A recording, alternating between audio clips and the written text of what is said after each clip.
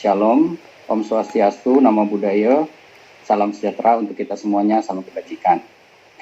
Pertama-tama saya ucapkan terima kasih kepada Gus Soleh yang mengundang saya ke webinar ini, karena saya dengan Gus Soleh sering diskusi ya di luar ini, dan kadang-kadang bicara kita cukup ekstrim ya Gus ya, tapi itu semua kan juga buat pembelajaran. Kemudian untuk para narasumber, salam kenal. Dan Bung John sebagai pemandu luar biasa nih, katanya baru sekali, tapi saya lihat kok begitu profesional ini, Bu. Saya rasa bukan pemula ini. Nah, untuk para narsum, tadi saya mencoba menyimpulkan masukan-masukan tadi seperti dari Bang Petrus bahwa perlunya penegakan hukum yang terkait dengan politik identitas ini betul sangat perlu. Juga Bang Dani, atau saya bilang Bung deh semuanya, karena Bung Karno mengajar kita memanggil Bung, yaitu dari timur loh. Ini salah satu legacy yang buat saya sangat penting, bagaimana membawa legacy ketimuran ini menjadikan satu kekuatan kebangsaan kita. Justru ini satu kebanggaan. Bung Dani, saya juga tertarik harus segera membuat regulasi membangun cara pandang gitu ya. Karena ini sangat penting, karena kita ini kurang cara pandang kita, masyarakat kita sangat rendah. Kemudian dari Bung Bahar, mengenai politik identitas yang terkait sejarah itu menarik sekali. Dan saya banyak experience, pengalaman yang nanti mungkin saya bisa share mengenai laut gitu. Karena konsep di sini laut ini sebetulnya bukan pemisah tapi penghubung. Karena sejak dulu laut ini kan sebetulnya merupakan sarana untuk menghubungkan anak-anak air ya istilahnya pada zaman dulu itu, untuk menjalin persaudaraan hingga berabad-abad. Nah, kemudian konsep kita ini adalah negara maritim dan agraris. Karena konsep Indonesia ini sebetulnya bukan negara kepulauan lagi, dibilangnya laut bertabur pulau. Karena laut ini sebenarnya merupakan kekayaan yang luar biasa, tapi tidak pernah disentuh kalau menurut saya. Baik, nanti saya akan sambung dalam runut cerita berikutnya. Saya coba izin untuk share materi, tapi izin saya bukan untuk mengajari etik berenang, karena saya rasa yang hadir di sini sangat luar biasa ini. Tapi saya coba ingin berbagi sedikit dari sudut pandang saya sebagai orang yang mengamati. Saya bukan ahli lah, tapi saya juga masih belajar untuk mengamati bagaimana perang asimetris bekerja, terutama dalam membangun politik identitas yang ada di Indonesia. Kalau kita simpulkan secara sederhana, politik identitas adalah sebuah alat politik suatu kelompok seperti etnik, suku, budaya, agama, dan lain-lainnya untuk tujuan tertentu. Misalnya untuk bentuk perlawanan, atau sebagai alat untuk menunjukkan jati diri suatu kelompok. Jadi memang sangat lazim dilakukan. Kemudian yang mengarah kepada kegiatan politik ini adalah identitas ini dipolitisir atau dipolitisasi melalui interpretasi yang dibuat secara ekstrim, yang bertujuan untuk mendapatkan dukungan dari orang-orang yang merasa sama ya, baik rasnya, etnisnya, agamanya, maupun elemen yang lain. Kemudian kita lihat dari cara mereka menggunakan politik identitas ini sebagai sebuah wawasan, yaitu digunakan para elit politik untuk menggalang kekuatan massa dan menjatuhkan lawan politiknya yang berbeda identitasnya melalui berbagai serangkaian propaganda yang dikemas melalui komunikasi politik yang cantik dan menembus alam bawah sadar. Nanti akan saya jelaskan kenapa disebut alam bawah sadar, karena ini terkait dengan yang sekarang kita lihat, radikalisme, terorisme, ini semua menggunakan metode yang sama dari sisi perang asimetris. Kita bisa lihat contoh di Amerika, saya balik lagi ya. Politik identitas ini sebetulnya sudah lazim dilakukan di seluruh dunia. Seperti kita lihat contoh ketika pemilihan Donald Trump melawan Hillary Clinton. Di situ Hillary membangun kekuatan dengan kelompok yang mewakili komunitas seperti kulit hitam, LGBT, kelompok muslim. Nah, sementara Trump ini ingin membangun sebuah konsep Make America Great Again.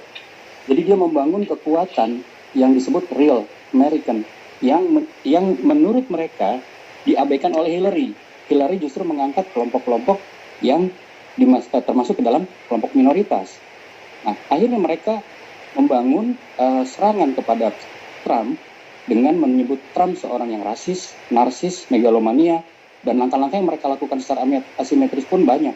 Contoh seperti misalnya Twitternya di blok, kemudian di Google juga banyak langkah-langkah yang mereka lakukan, baik secara real atau secara IT.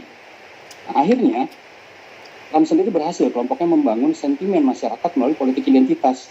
Karena muncullah mulai kebencian-kebencian terhadap kelompok-kelompok tersebut, baik kelompok muslim, kelompok kulit hitam, LGBT, dan akhirnya Hillary kalah. Nah, kalau kita lihat di 2017 terjadi perseteruan antara Anies melawan Ahok. Dari kelompok Anies memobilisasi massa kelompok Islam untuk melawan Ahok. Dan targetnya adalah menjegal Ahok bagaimana Ahok kalah dalam pemilihan. Kemudian mereka melakukan beberapa serangan-serangan baik melalui buzzer ataupun hal-hal lain yang sifatnya juga di dunia maya. Dan akhirnya muncullah kasus yang diangkat penistaan agama yang berujung kepada Ahok di penjara.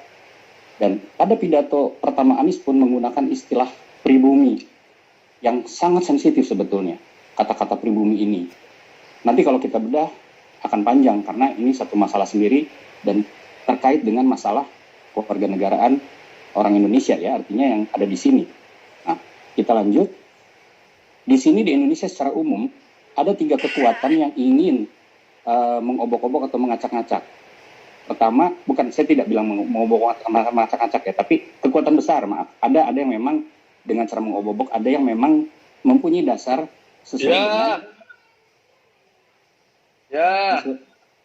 sesuai dengan dasar apa yang diinginkan oleh kepentingan tersebut. Ada kelompok sekuler yang ingin membangun Indonesia menjadi negara sekuler, ada satu kelompok yang membangun untuk menjadi negara khilafah, dan ada juga kelompok yang ingin membubarkan NKRI untuk membangun sebuah negara baru karena terkait masalah hutang, masalah banyaklah terkait, sehingga membangun sebuah negara baru lagi untuk menjadi sebuah kekuatan baru. Ini fakta, karena bagaimanapun juga kita bicara masalah yang real ini menjadi persoalan kita bersama. Nah, kemudian bagaimana caranya mereka membangun mindset ini dari sisi perang asimetris juga, karena untuk membangun hal tersebut, kekuatan di masyarakat tentunya harus membangun mindset masyarakat, karena di sini sebetulnya kalau kita lihat dari sisi asimetris adalah peran mindset. Pertama yang mereka lakukan adalah membangun narasi-narasi yang sifatnya ketidakadilan. Contoh misalnya, hal yang paling laku adalah menjual derita terzalimi. Kita bisa lihatlah dari calon-calon pemimpin atau pemimpin yang sudah jadi, biasanya orang yang dianggap terzalimi itu mereka akan naik dan akan membangun simpati masyarakat sehingga mereka akan memilih, padahal belum tentu kualitasnya kan. Kemudian cara seperti itu akan bekerja di alam bawah sadar. Nah, nanti metodenya akan bisa kita lihat berikutnya. Nah, mereka itu setelah masuk alam bawah sadar, mereka akan melihat propaganda yang dikemas secara cantik melalui komunikasi politik yang akan berinteraksi dengan mereka yang alam bawah sadarnya sudah dikuasai oleh pola mindset tersebut. Nah, jika kita melihat kenapa sampai ada anak-anak yang masuk ke dalam ranah radikalisme, bahkan sampai mau menjadi seorang teroris meledakkan dirinya, karena dalam otak manusia itu ada yang disebutnya reptilian brain. Dan dalam sisi mindset terbagi 2, ada yang disebut fixed mindset, ada yang disebut growth mindset. Fixed mindset adalah mindset yang tetap, seperti misalnya dari kecil kita sudah diajar, kita ini orang Indonesia ini mempunyai karakter seperti A, B, C, D, berarti kita orang Indonesia. Kemudian ada juga growth mindset yang akan berubah. Nah, tapi jika kita menggunakan narasi-narasi yang sensitif, yang menyangkut kepercayaan, menyangkut agama, contoh misalnya kita menggunakan narasi yang terkait dengan ketidakadilan pemerintah, kita kaitkan dengan togut, jihad, kafir, dan lain sebagainya, itu akan menempel dan cepat masuk ke dalam mindset yang terbangun dalam growth mindset sehingga bisa menjadi fixed mindset. Nah, ini yang sebetulnya sangat kita khawatirkan, bagaimana kita membuat kontra dan mengantisipasi hal seperti ini. Nah, kemudian kita kaitkan dengan kondisi Indonesia. Kenapa Indonesia begitu seksi di mata dunia, begitu seksi di mata masyarakat yang ingin menguasai? Karena saya melihat dari keputusan Menteri Luar Negeri nomor 28 tahun 2020. Di sini ada 4 prioritas ditambah 1, yaitu masalah penguatan diplomasi ekonomi, diplomasi perlindungan, diplomasi kedaulatan dan kebangsaan, meningkatkan kontribusi di kepemimpinan Indonesia dan di kawasan dunia, serta memperkuat infrastruktur diplomasi. Karena kita melihat Indonesia ini berada di crossroad di antara benua Asia dan Australia, kemudian Samudra Hindia dan Pasifik. Bisa kita bayangkan berapa banyak kapal yang melintas di wilayah maritim ini. Kemudian Indonesia adalah di Pacific Rim dan disebut Ring of Fire, jadi berarti potensi pertambangan, potensi energi yang terkait dengan masalah mineral ini sangat luar biasa di Indonesia, sehingga Indonesia menjadi target cadangan pangan dunia bahkan. Karena dari sisi agrarianya, pertanian, perkebunan, ini sangat luar biasa. Pernah dilululantakkan dengan bom atau dengan nuklir. Karena orang tidak akan menghancurkan Indonesia, tapi yang dihancurkan adalah mindset dan mental. Nah, kemudian yang menarik, dari rencana pembangunan jangka panjang dan menengah tahun 2020 sampai 2024, ada upaya pembangunan budaya dan karakter yang dilanjutkan tidak hanya bertumbuh pada satu pendidikan semata. Pembangunan kebudayaan karakter bangsa dilaksanakan secara lebih holistik dan integratif melalui pemajuan kebudayaan, pendidikan karakter yang tadi disebut character building, budi pekerti, pendidikan agama dan etika, pendidikan kewarganegaraan dan bela negara yang sudah dijalankan oleh Kementerian Pertahanan. Kemudian ada juga peningkatan pemahaman, pengamalan, dan penghayatan nilai agama, peningkatan peran keluarga dan masyarakat, perlindungan perempuan dan anak, serta peningkatan budaya literasi yang melibatkan segenap komponen bangsa. Poin di sini yang penting, masalah penghayatan nilai agama. Karena di kita ini banyak orang yang tidak paham agama tapi merasa paling pintar dan selalu menilai orang lain. Ya sekarang begini, kita tidak bisa membendung tumbuhnya teknologi. Seperti misalnya YouTube yang begitu cepat, ya informasi arusnya begitu deras. Bahkan orang sudah berani mengklaim dirinya seorang ustadz ketika dia sudah kenyang melalap YouTube. Ini sangat berbahaya. Dan kalau kita lihat secara logika, semakin pemahaman orang tinggi terhadap agamanya, tentunya toleransinya pun akan semakin tinggi. Berarti PR kita ini sangat banyak. Kemudian masalah poin literasi. Kita ini sering menjadi hantaman dan mudah dipengaruhi karena literasi kita sangat rendah. Budaya baca kita sangat kurang. Ini juga persoalan besar karena di sini harusnya melibatkan segenap komponen bangsa, terutama pendidikan di rumah, khususnya para ibu yang mendidik anaknya di era golden age, di umur-umur pertumbuhan yang sangat ideal untuk diberi asupan-asupan yang positif. Nah, ini menurut Bloomberg ada ramalan Indonesia diprediksi pada tahun 2030 menjadi negara dengan kekuatan ekonomi terbesar keempat setelah China, India, dan Amerika. Berarti mereka sudah melihat dan sudah menilai. Saya terus terang sangat paham kondisi seperti ini, karena tahun 2014 saya pernah ditugaskan terkait dengan masalah cyber defense. Saya waktu itu posisi ada di Laut Palu, dan saya berada di atas kapal perang KRI Surabaya. Ketika saat itu kita sedang melakukan enkripsi kode-kode dari luar, ternyata yang banyak masuk itu adalah kode-kode Rusia, yang sudah masuk ke dalam .go.id-nya Indonesia, dan tahun 2016 secara fisik mereka sudah datang ke Indonesia dan mereka sudah tahu titik-titik di mana adanya sumber-sumber energi. Berarti ini bukan hal main-main kalau kita melihat bahwa Indonesia ini ke depan sangat luar biasa, dan bagaimana kita membangun kekuatan agar Indonesia tidak lagi dimanfaatkan oleh mereka. Nah, kita lihat di sini mengenai pertahanan kita, atau kita harus mengantisipasi masalah perang asimetris. Sebetulnya tidak harus bertahan dari bangsa asing saja, tetapi faktor internal pun sangat berpengaruh. Karena kita bisa melihat Indonesia adalah negara demokrasi, dan Indonesia tidak saja lagi menjadi negara transit, sekarang juga sudah menjadi negara tujuan. Karena potensi yang ada di Indonesia yang sangat luar biasa. Ini yang perlu kita kita perhatikan dengan sangat hati-hati. Nah, apa yang menjadi faktor pemicu Indonesia menjadi sasaran dan dianggap sebuah kelemahan? Pertama, ini sumber daya alam yang sangat melimpah, itu jelas. Jumlah penduduknya sangat banyak, tentunya ini bisa menjadi incaran para industrialis yang membangun atau berinvestasi di sini. Kemudian tadi yang dibahas, wilayah maritim terluas di dunia. Memang Indonesia sangat kaya dan potensi maritimnya belum pernah tersentuh secara maksimal. Kemudian pembangunan yang tidak merata, kita bisa melihat bagaimana di daerah-daerah pembangunan tidak merata. Saya merasakan sendiri di tahun 2004, maaf. Saya pernah ditugaskan di daerah timur. Saya pernah di Kupang, saya pernah di Ternate, di Tidore, di Gorontalo, dan terakhir di Palangkaraya. Saya melihat di situ pembangunan tidak seimbang. Justru yang perlu diperhatikan lagi adalah masalah meratanya pembangunan yang ada di Indonesia. Kemudian masalah yang muncul adalah nilai ekspor yang sangat tinggi, karena kita kurang berswasembada. Kemudian tingkat literasi masyarakat yang rendah. Bagaimana kita bisa mengantisipasi kalau masyarakatnya juga tidak banyak memahami? Disinilah fungsi pemerintah yang harusnya sering mengadakan sosialisasi bagaimana masyarakat bisa memahami kondisi bangsa ini yang sangat rentan terhadap gerakan-gerakan asimetrik yang nanti akan mengarah kepada pengkotak-kotakan tadi. Kemudian angka korupsi yang sangat tinggi dan kriminalitas yang juga sangat tinggi. Ini kita bisa lihat sepintas bagaimana peta bendera-bendera dunia yang sudah menguasai daerah-daerah di Indonesia. Yang kita lihat di sini yang terbanyak adalah masalah energi. Nah, kemudian bagaimana bangsa Indonesia yang dituntut untuk bisa memahami agar bisa mengantisipasi atau dapat memilih dan memilah gerakan-gerakan yang mengarahkan mereka kepada politik identitas secara asimetrik. Tentunya mereka harus harus memahami dari sisi Pancagatra, Trigatra yang sehingga digabung menjadi Astagatra, yaitu wawasan Nusantara.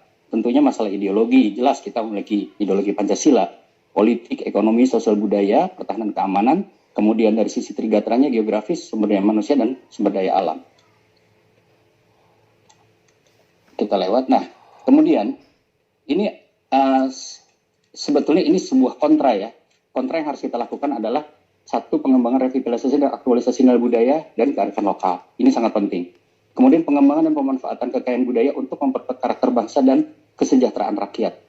Perlindungan hak kebudayaan dan kebebasan ekspresi budaya untuk memperkuat kebudayaan yang inklusif. Kemudian pengembangan budaya bahari dan sumber daya maritim, ini sangat penting. Yang terakhir adalah pengembangan diplomasi budaya untuk memperkuat pengaruh Indonesia dalam perkembangan peradaban dunia. Nah, jadi saya pikir sebentar ya. Oke. Nah, tadi saya tertarik sekali Bung Bahar cerita tadi ya mengenai kegiatan kita ini menyangkut masalah politik identitas ini seperti pemadam kebakaran. Jadi ketika ribut baru mulai dipadamkan. Padahal kita harus mengantisipasi dari awal. Nah, di sini perlunya pemahaman mengenai kebinekaan yang ada di kita. Kalau tadi saya bicara itu kan bicara situasi keterkaitan antara kondisi dunia dengan Indonesia dan bagaimana Indonesia menjadi sasaran empuk dunia untuk dikuasai sumber dayanya. Tapi itu pun bisa melalui tangan-tangan yang ada di dalam. Kan kalau kita jabarkan secara detail, bisa saja sumber itu bukan selalu dari Indonesia, bisa dari luar. Nah, tadi juga saya tertarik mengenai kerajaan di Nusantara ya. Karena bagaimanapun basic kita, basic Indonesia ini sebetulnya terdiri dari kerajaan-kerajaan kecil dan sebagian besar adalah kerajaan maritim. Dan saya bisa tahu dengan pasti karena kebetulan waktu di Lemhanas dulu saya membuat tulisan tentang kepemimpinan berbasis kearifan lokal kerajaan maritim Nusantara. Karena setelah ditelaah, ternyata kearifan lokal itu ada benang merah antara kerajaan-kerajaan yang ada. Dan sebetulnya mereka itu sudah melakukan hubungan timbal balik di antara kerajaan itu. Nah, ketika pihak asing masuk, contoh sekitar abad ke-16 ketika Portugis masuk ke daerah timur, mereka menanamkan kepada masyarakat bahwa dunia itu datar, sehingga mereka tidak berani berlayar jauh karena takut masuk ke dalam jurang. Tujuan mereka adalah memisahkan dan mengisolir daerah tersebut yang kaya dengan ikan dan hasil bumi seperti rempah, tidak mendapat dukungan dari daerah lain, sehingga mereka dengan mudah mengeksploitasi. Kemudian datang lagi VOC, membuat politik divide et impera, yang akhirnya sampai sekarang pun tetap dipergunakan oleh para elit politik kita untuk mengadu domba masyarakatnya. Dan itu sebuah pelajaran yang sangat buruk. Karena bagaimanapun juga, para founding father kita sudah mengembalikan lagi pemikiran itu yang berasal dari legasi kerajaan-kerajaan Nusantara itu sebetulnya tujuannya untuk mempersatukan. Karena kita selalu mengangkat dengan simbol-simbol, selalu perbedaan yang kita angkat. Padahal dalam matematika pun tidak ada perbedaan, yang ada persamaan. Kita selalu mencari persamaan di situ. Tapi orang mencari perbedaan. Nah, kemudian jika politik identitas ini diluncurkan secara asimetrik, mereka akan cepat bergerak. Apalagi sekarang ada medsos. Ini yang sangat mendukung pergerakannya sehingga sangat mudah untuk mengadu domba dan menghancurkan. Kalau di dalam ilmu kimia itu ada yang disebut chain reaction. Jadi antara atom ketika beradu terjadi ledakan-ledakan dan kita bisa analogikan kejadian perang asimetrik itu terjadi ledakan-ledakan sama seperti yang terjadi dalam sebuah senyawa kimia. Nah, tentunya yang kita perlukan adalah bagaimana kita bisa mengantisipasi kondisi seperti ini. Kembali lagi kepada generasi. Karena seorang pemimpin atau orang yang mempunyai concern terhadap bangsanya harus memikirkan generasinya. Yang kita lihat, banyaklah quote yang bilang bahwa seorang politisi itu hanya memikirkan pemilihan berikutnya. Dan pemimpin adalah orang yang memikirkan generasi selanjutnya. Nah, kita harus melihat juga bahwa sekarang generasi milenial memang punya kelebihan dan kekurangan. Mereka berbeda dengan generasi sebelumnya. Mereka lebih selfish ya, artinya lebih karena mereka merasa mandiri, mereka bisa mendapat ilmu, dan mereka lahir di situasi yang sangat mudah, mencari informasi mudah. Mungkin di angkatan saya susah dulu, harus cari di perpustakaan untuk bikin satu tulisan, tidak mudah. Tapi mereka tinggal buka Google, semua ada. Nah, justru kelebihan mereka adalah mereka cepat sekali beradaptasi dengan teknologi. Kenapa tidak kita buat kontra? Bagaimana teknologi ini bisa memuat muatan-muatan yang memberikan sebuah pemikiran untuk anak-anak muda untuk berpikir bagaimana yang ada di pulau-pulau ini adalah saudara-saudaranya, adalah miliknya juga. Apalagi konsep bisnis mereka atau usaha mereka, mereka bukan seperti kita yang ingin bekerja secara mapan, secara settle, 9 to 5. Mereka bekerja itu kan independen, bekerja dengan konsep kreatif. Bagaimana kalau mereka bisa mengolah budaya kita menjadi sebuah komoditas, dikemas dalam tampilan atau teknologi yang sangat menarik, apalagi sekarang sudah ada teknologi artificial intelligence atau kecerdasan buatan, seperti media saja sudah bisa membuat ribuan berita dalam satu hari. Nah, ini harusnya sudah mulai berpikir ke arah sana, dan tentunya tidak harus dibebankan ke pemerintah saja. Kita juga sebagai komponen masyarakat harus ikut berperan dalam sebuah pemikiran dan sebuah konsep. Bagaimana kita membuat sebuah kontra untuk menghindari terjadinya politik identitas yang dimulai dari pembentukan kegiatan-kegiatan atau konsep-konsep yang terkait dengan kegiatan asimetrik ini. Barangkali mungkin itu yang ingin saya sampaikan. Semoga bisa bermanfaat untuk kita semua. Terima kasih. Wabillahi taufiq wal hidayah. Wassalamualaikum warahmatullahi wabarakatuh.